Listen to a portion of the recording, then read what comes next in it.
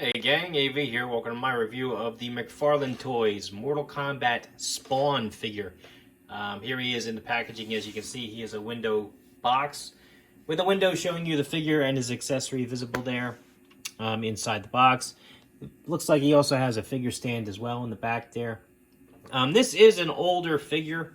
I've had this in my collection for quite a while. I only just recently opened him up. There you can see some product shots there on the left-hand side of the box. Another product shot with some artistic details there on the back. Mortal Kombat there on the side. Just a window on the top and some legal stuff on the bottom. And that's all. So I've already cut the tape to open the guy. Slide him out of here. As you can see, he's got a figure stand, which I'm not going to open up. It's going to be the same as the DC ones that you get.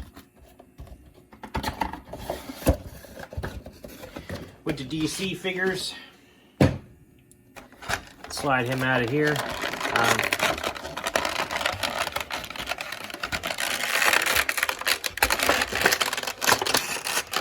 I do kind of like the Mortal Kombat action figure run. Come on out of there.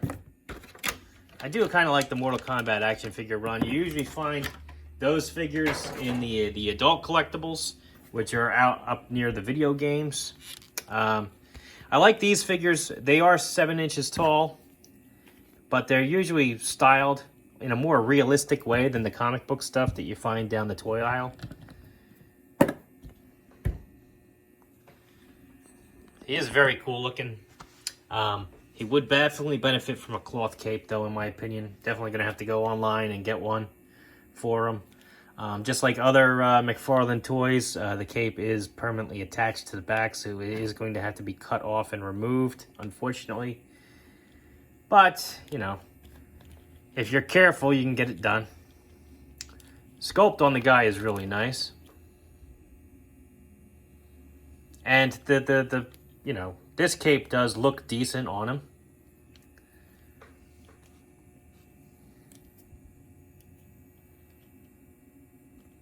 Very nice paint deco on him and everything. Absolutely looks the part.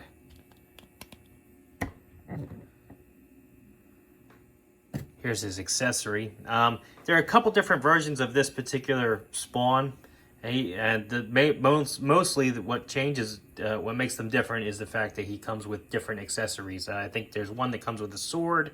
I think there's one that comes with an axe. And this particular one came with this kind of gnarly looking mace here. It's got the Spawn skull up there at the top with the green eyes. So I guess he conjured this up. Got all these spikes coming out on all 4 sides. Nice two-handed handle there. Very cool. It is a little bent out of packaging, but that's nothing a little hairdryer trick wouldn't fix.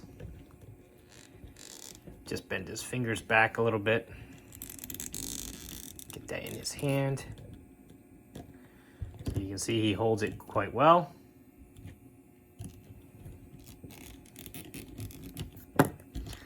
Articulation wise, his head is on a barbell joint, it feels like, so it can do a full 360 degrees. Can look up, can look down, can tilt from side to side, get some expression. Arms can do a full 360. They're also on a butterfly joint, so they can go back and forwards. Bicep swivel. Double jointed elbows, so you can get his elbows up a little over 90 degrees, but not much because of the sculpt. Wrists, full 360 degree rotation. And yes, he does have hinges as well, which is nice.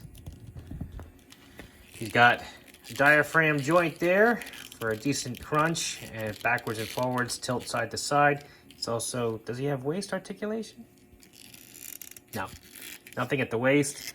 Legs can go up about that high, back about that far. Can do the splits about like that. Nothing at the upper thigh. Double jointed knees. Get his heels back all the way. Ankles, full 360. He also has a hinge, so he can go up and down. Rocker joint. Do they have a rocker joint? Yeah, I think they do. Yes, they do. Come on now. Yes, they have the rocker joint. As you can see, it's just tough to get at because of the hinge. All right, there it is. Toes can also bend up. This giant thing he's got over here doesn't affect the foot articulation on this side either. It's actually a separate piece, as you can see. Very nice.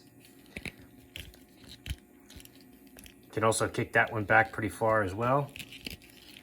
Even though he doesn't have the upper thigh cut, he does have kind of a butterfly joint here. So all in all, very nice articulation on this guy, despite how detailed his sculpt is. Far cry from the spawns and stuff that we used to get back in the day that were nothing but statues with 2 points of articulation. This guy is actually very well articulated despite looking gnarly. So he is a 7-inch figure, so your typical 1/12 scale figures are going to look small next to him, like this Snake Eyes here from G.I. Joe. And like the Hobgoblin here from the Marvel Universe, or I'm sorry, Marvel Legends line. So he is a little on the taller side, but awesome. He would definitely benefit from a cloth cape, in my opinion. However, it would have to be the right kind of cloth cape to go with the rest of the aesthetic for the character. The molded cape he has on there now is just dark and dingy enough that it looks great on him, despite the fact that it's not as full and animated as it should be, since it is Spawn.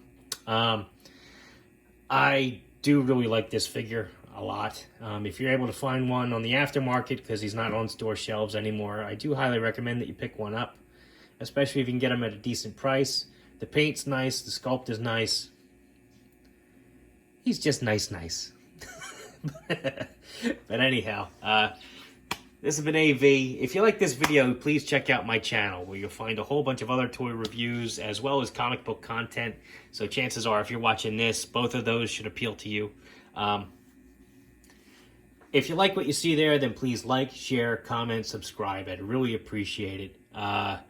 Also, check out the video description down below for links to the Plastic Underworld, which is where I get a lot of my action figures from, as well as links to my eBay store, whatnot page, and so on and so forth, which is where I do a lot of my sales and stuff. Any interaction you guys feel like partaking in, I would really appreciate. And as always, take care.